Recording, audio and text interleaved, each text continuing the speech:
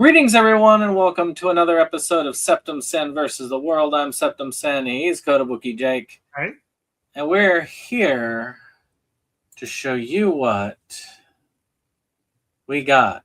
Maybe. Yeah, that's right, Mr. Anderson. Hey, Mr. Anderson. Yeah, he's not sure he's going to show us what he's got because he's just like that. Why are you whining, cat? Why are you whining? You are being crazy. Mm-hmm. Show me what you got. I want to see what you got. Oh boy. Yeah, we're kind of doing this. We're taking advantage of this because after Monday, this goes back to the free version because I ain't paying $500. Mm-hmm. So we're going to do a nice little pickup video. This will actually finish off the letter M for me because I've got 4 letter M's and 1 R. R. Yes. So I guess I'll start off this time. Just get her done. Wait, not that one. That one. So I'm going to start off with the one letter that doesn't fit in. Now, this one just came in. I had this pre-ordered a long time ago because this was just really, really awesome. And I love this movie. Most people do not love this movie, and I wanted a special edition of it. And that was Red Sonja on Arrow. Now, I think this is one that Mo would be appreciative of because Mo loved the Conan the Barbarian Sword and Sorceries, and this has Arnold in it. But Red Sonja is the barbarian woman in that same type of sword and sorcery world. I thought it was really well done. I think if you liked the Conan movies, you would like Red Sonja. It's very similar in style and execution. And you just got the female barbarian, essentially, who is in this. And it is a very well done film by my estimate. Unfortunately, a lot of people did not like it. They thought it was kind of paled in comparison to the Conan movies. But I disagree. And that's okay because I've got my nice 4K, that I paid for like 6 months ago. So I'm kind of glad that it came in, and it's just one of those happy place moments. Cool. All right. I'm going to start with one that came in, I think, yesterday. I saw it online on sale, and it's part of a series that I've been collecting. Can't remember if Mo watched this one with us or not, but it was kind of early days in our anime discussion. And that is the 3rd season of Konosuba, God's Blessing on This Wonderful World. Really fun show. I have not seen season 3, so I can't really comment on this one. But did we cover 1 or 2 seasons? I think we did 2. Yeah. Fun show. I really enjoy it. It's an isekai sword and sorcery kind of series, and definitely look forward to revisiting this one at some point and getting further along in the story. So I got tackled by my cat. Hey, cat. She wanted attention. She's like, attention, attention, attention. I want attention. Yeah. So one of the things that I did this weekend was I went to GalaxyCon, and I got to meet a couple of Muppet fans there. One thing we didn't talk about in our GalaxyCon video, which watch our GalaxyCon video when it comes out, probably sometime next week, because I still gotta I gotta get what pictures Jake has taken, and I gotta take what I've got off of my phone and then edit it into the video. The video's been recorded. It's just a matter of adding those extra effects. So I was talking about the Muppets, and it's like, yeah, I mean, it's sad that that it hasn't really left. It's like, no, they've got a good 4K that was released. Like, what? I must have missed it. And so I did. I looked it up, and it's like, I've got to get this because I want these done before I put M up. So I did pay almost full price for it, which was not great. But I got this and another one just so. Oh, you know what? I should probably there. Yeah. Because it's definitely good to have it. I've got the others on Blu-ray, so I wanted to get this. And that is The Muppets Take Manhattan, which they did do a 4K and Blu-ray release, which is really cool. And Disney has had Sony doing a lot of their releases of their properties on physical. So this is a Sony version. So Muppets Take Manhattan. We've covered the first two, by the way, on Inside Movies Galore, if you want to listen to our discussion. Mm-hmm. This is the third of the Muppet movies, kind of the original trilogy. They get together and they all have to separate because they're just not making enough money together for the show. And they all do their own thing, but then eventually they get together again to perform. Kermit loses his memory. This also debuts the Muppet Babies. So some pretty fun stuff over. It's a really good one. It's probably my second favorite Muppet movie. So, but it's because I watched that one and The Great Muppet Caper a lot. Mm-hmm. Take it as you. And of course, one of the people who was at the con was Steve Whitmire, who is currently the voice of Kermit the Frog, if I'm not mistaken. And he did a live screening of Muppet Treasure Island, and I thought about going to that, and I kind of wanted to, but I kind of didn't want to be locked into a movie for 2 solid hours. I did see him on the floor, but that would have been cool to get this week's discussion, which is, by the way, the Muppets, signed by him. Because he was Kermit for that, wasn't he? He was in the last two that we talked about. I think you mean the upcoming? I believe, yes, yeah. I believe he was. Another person who I wanted to meet, I took Scott Pilgrim versus the World to get him to sign it, was director Edgar Wright, who has done some excellent stuff. And in fact, this week on Movies Galore, we talked about The Great Muppet Caper, which stars Diana Rigg. Diana Rigg's last film role was as the landlady in The Last Night in Soho, which was Edgar Wright movie. Probably the movies he is best known for are a trio of films starring Simon Pegg and Nick Frost. And I had Shaun of the Dead. I think I had Shaun of the Dead. Mm-hmm. I definitely had Hot Fuzz on DVD, and I had The World's End on Blu-ray. I still have not seen The World's End. I need to see it. But there's a 3-pack with all 3 of them, and this saves a whole heck of a lot of space. It's nice. I still need to see The World's End, but I've heard good things. I love what's that? It's fun. Yeah. I enjoy Shaun of the Dead, but I think it's overrated. But I love Hot Fuzz. I really do love that movie. And like I said, this is a nice, compact little collection. Definitely worth having all these movies in the collection. And I look forward to eventually getting into this and hopefully hitting all 3. For some reason, they're arranged in the wrong order, but, whatever. Well,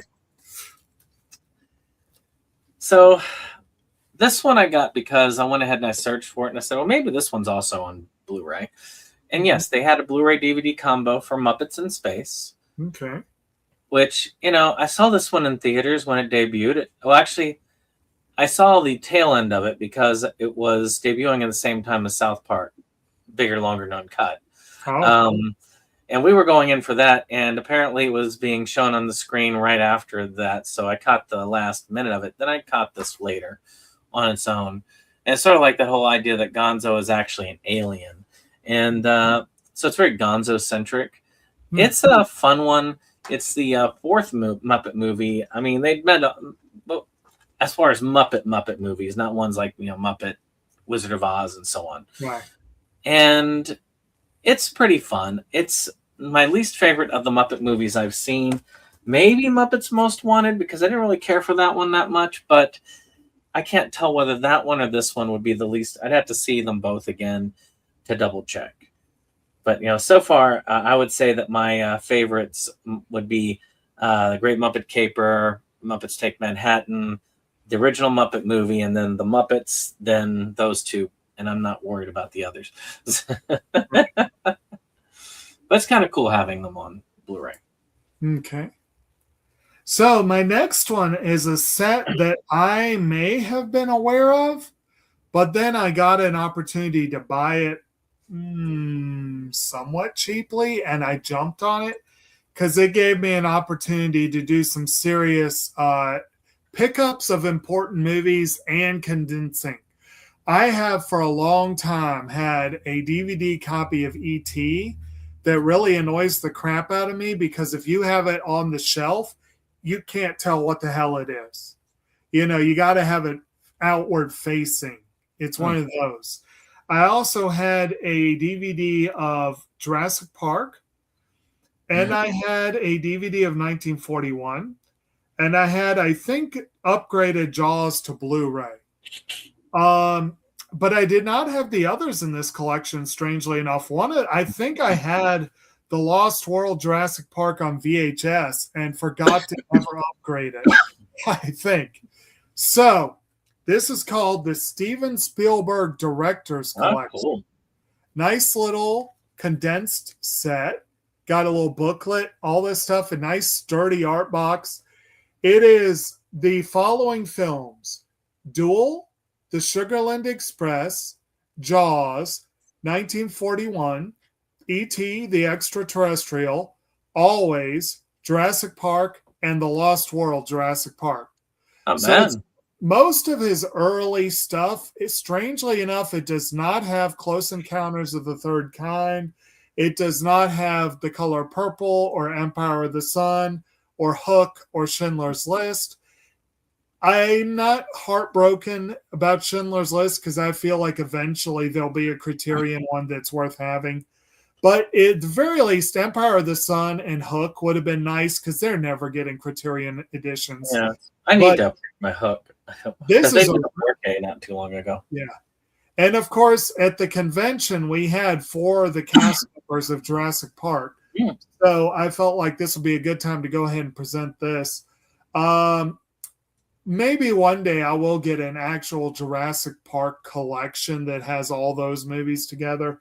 But this is a cool set. And like I said, it did save a lot of space on my shelf. So I look forward to eventually cracking this open. I've actually never seen Duel.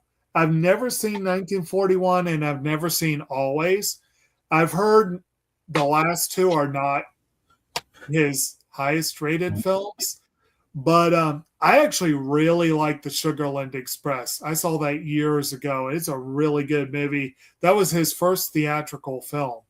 And of course, Jaws and Jurassic Park are classics, and so is E.T. So really cool set. Glad I got it.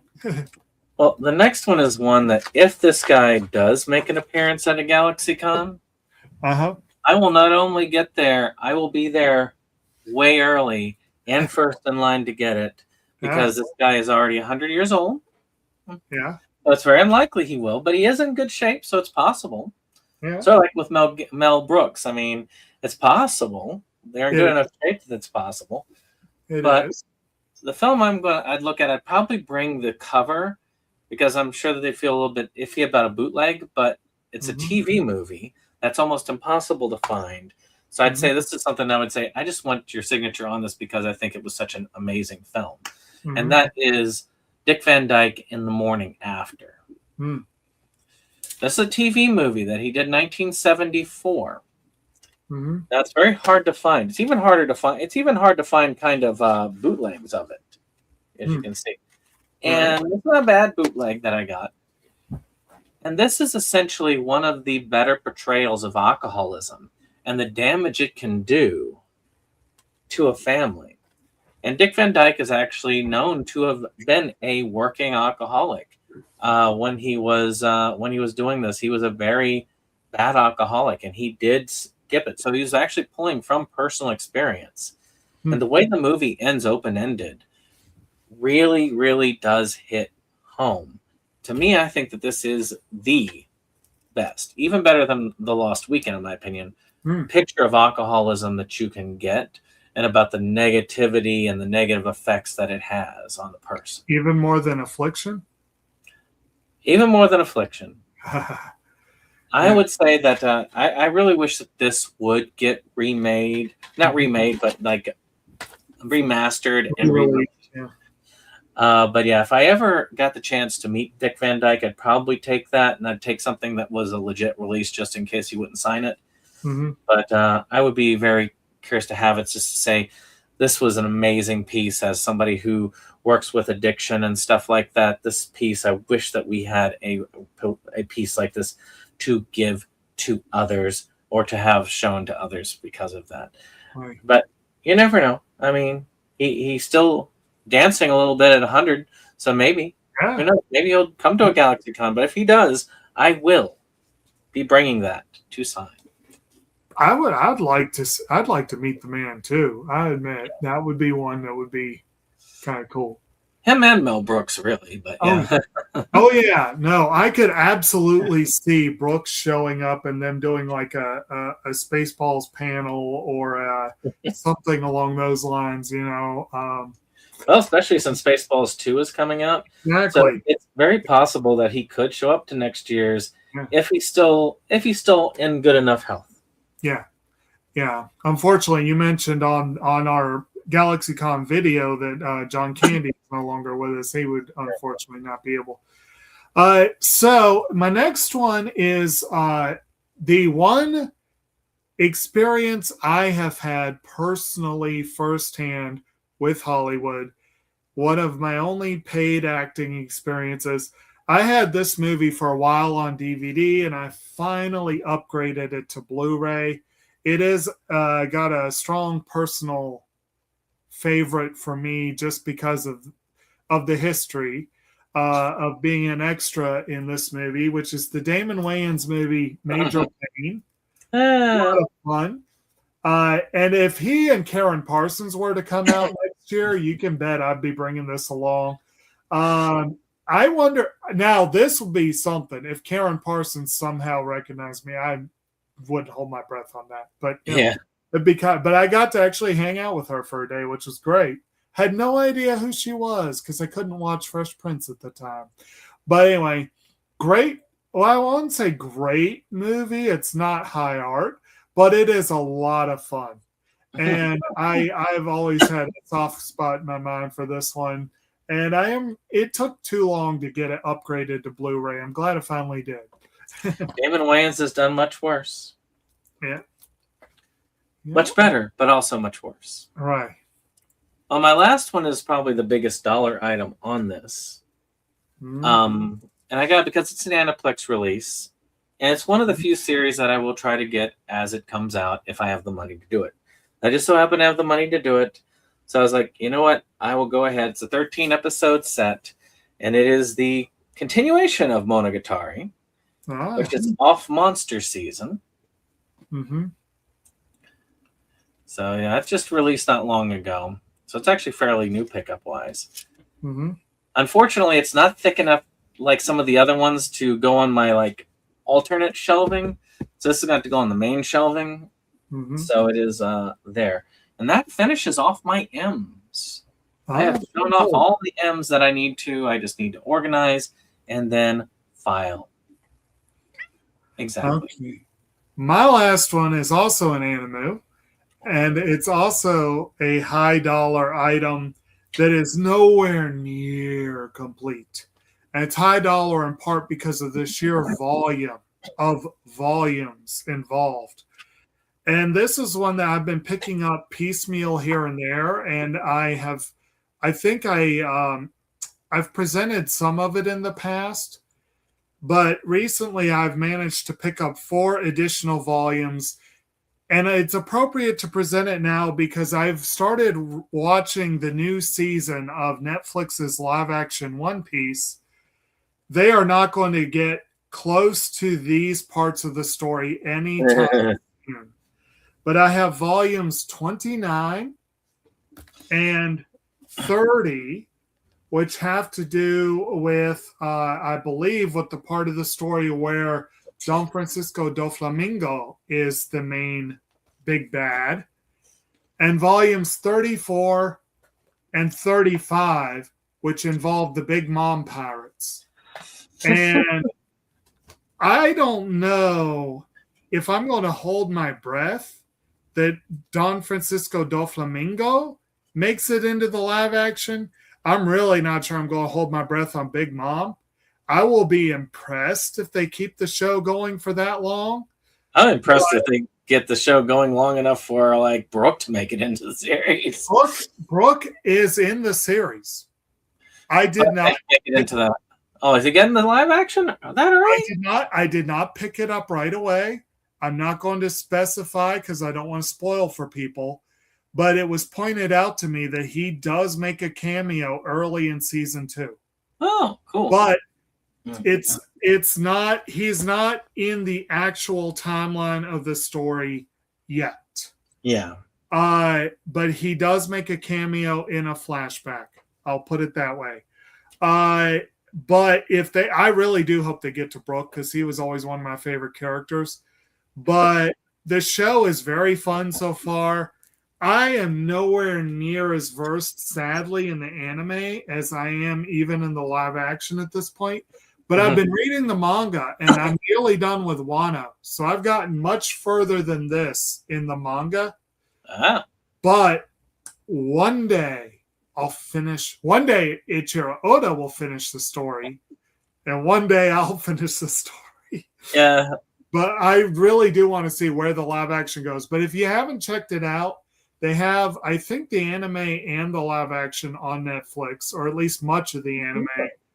It is very hard to get it piecemeal because it is a lot of show. This is episodes 8. What is it? Episode 8, 66, I think, is the last one on here. So, and that's roughly 200 short of where I think the show is right now. So it's a lot of show, and you will be paying a lot to own it in your collection. I don't have anywhere near 35 volumes at this point. I think I have about 20, maybe a couple more than that. I think you're caught up on the physical. I was looking up where I'm at on it. You're caught up on the physical, even though you don't like the show. Well, what I'm waiting on is it to get to where he finishes it. Yeah. So, like right now, it's on collection 39, and so I'm waiting on. Oh, there you go, buddy. They're playing fetch. I was waiting for him to finish it because I don't want to start again and then get to the end and then be like, okay, now I have to wait 3 months for the next 24 episodes. Yeah. I don't want to go stream it. And I don't want to read it. So she brought it back again. Fun read. It's a lot of read, but it's a fun read. When you don't like the main character, it gets really hard. Yes, and I will admit the issues you have with Luffy do not diminish over time. If anything, he becomes more hard-headed the more powerful he becomes. Now, on the plus side, I will say that the live-action series had made Luffy likable for me. Yes. For the most part. And so I think the live-action was a little bit more enjoyable, but there are a lot of people who disliked the portrayal of Luffy because of the main reasons why I liked him. And that thing. So it's kind of a double-edged sword. But I'll eventually watch the series. I'm kind of just waiting. Mm-hmm. I mean, Bleach is still working on their last story arc, which is kind of cool. Yeah. So, yeah, I guess that's it. I hope you've enjoyed this. If you did, hit that like button, hit that subscribe, and share. And we'll see you on the next one, which will be in the future sometime. Yes. Goodbye. Bye.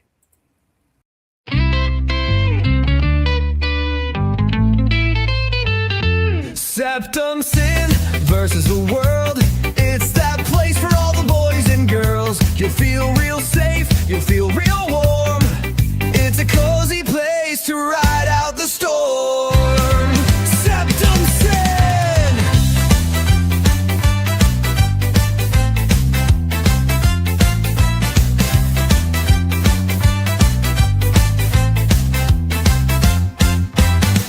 SeptumSin and his best boy Jake see the trends that scare us every day. Physical media is going to the side. Doctor streaming will rule the world in time.